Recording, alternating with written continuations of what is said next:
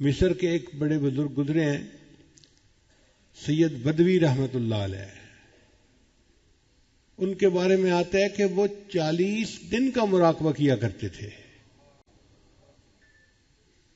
تو مجھے حیرت ہوئی کہ 40 دن کا، تو کتاب میں تفصیل لکھی ہوئی تھی کہ وہ صرف نماز کے لیے اٹھتے تھے اور جماعت کے ساتھ نماز پڑھ کے پھر مراقب، یا کسی وقت بھوک پیاس کی وجہ سے اٹھتے تھے اور کھانا کھا کے پھر مراقب۔ 40 دن وہ مراقبے ہی کی صورت میں گزارا کرتے تھے، اور اس کی وجہ سے ان کے چہرے پہ اتنا نور آ گیا تھا کہ لوگ ان کے چہرے کی نورانیت کو دیکھ نہیں سکتے تھے۔ تو آخری عمر میں وہ چہرے کو چھپایا کرتے تھے، جیسے عورتیں چہرے پہ نقاب رکھتی ہیں نا پردے کی وجہ سے، وہ اس طرح چہرے پہ نقاب رکھتے تھے۔ ایک مرتبہ ان کے خادم نے کہا کہ مجھے اتنا عرصہ ہو گیا خدمت کرتے ہوئے، آپ مجھ سے بھی چہرہ چھپاتے ہیں، مجھے تو اپنا چہرہ چھپا دیجیے۔ تو انہوں نے چہرے سے نقاب ہٹایا تو ان کا مرید جو تھا وہ وہیں غش کھا کر گرا، بے ہوش ہو گیا۔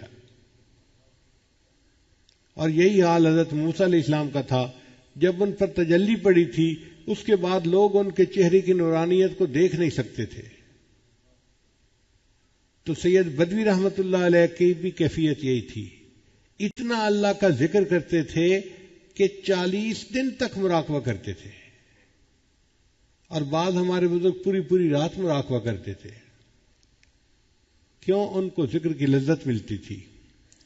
اللہ کے بڑے مزے، جو بھی چاہے وہ چکھ لے، یہ تو کر کے دیکھنے کا کام ہے۔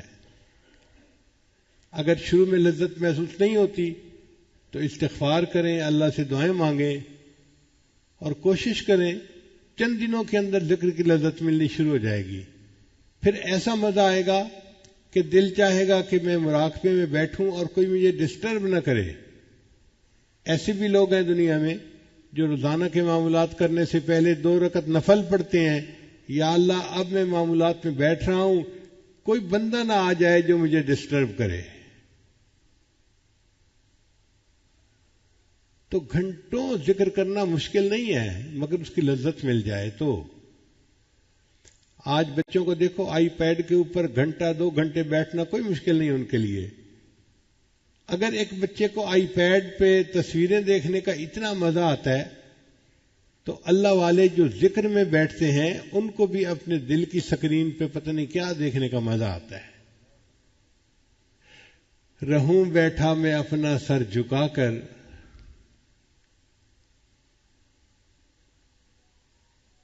یہ ذکر کا مزہ ہی ایسا ہے، لذت ہی ایسی ہے۔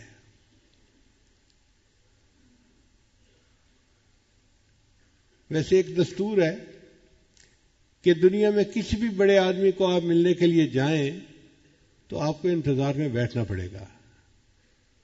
مثلا آپ جائیں جی میں پولیس کے بڑے سے ملنا ہے، تو یہ نہیں ہو سکتا کہ آپ جائیں اور سیدھا دفتر میں اس کے سامنے جا کے بیٹھ جائیں۔ آپ کو دفتر کے بعد انتظار کرنا پڑے گا، جی صاحب میٹنگ میں ہیں، فارغ ہوں گے آپ سے بات کریں گے۔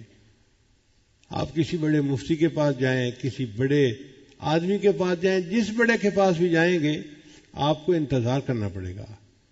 اور اگر کوئی VVIP پرسنالٹی ہے، جیسے ملک کا صدر ہوتا ہے، تو پھر تو آپ کو ہو سکتا ہے مہینوں انتظار کرنا پڑے۔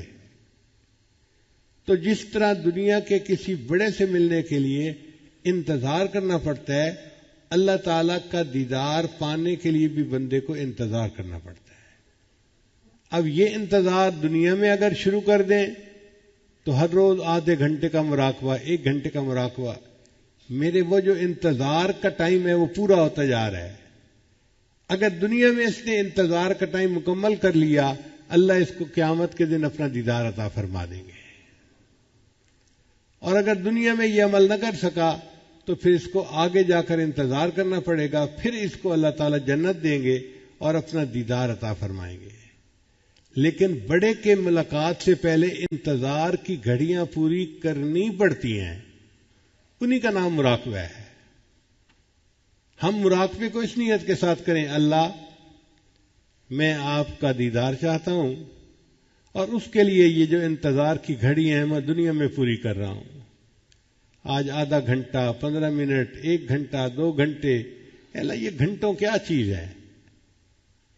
آپ دیدار کا وعدہ تو کریں، پوری زندگی لگانے کو تیار ہوں۔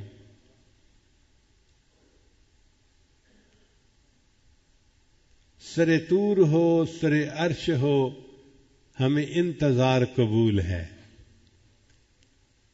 سر طور ہو سر حشر ہو ہمیں انتظار قبول ہے، وہ کبھی ملے وہ کہیں ملے، وہ کبھی صحیح وہ کہیں صحیح۔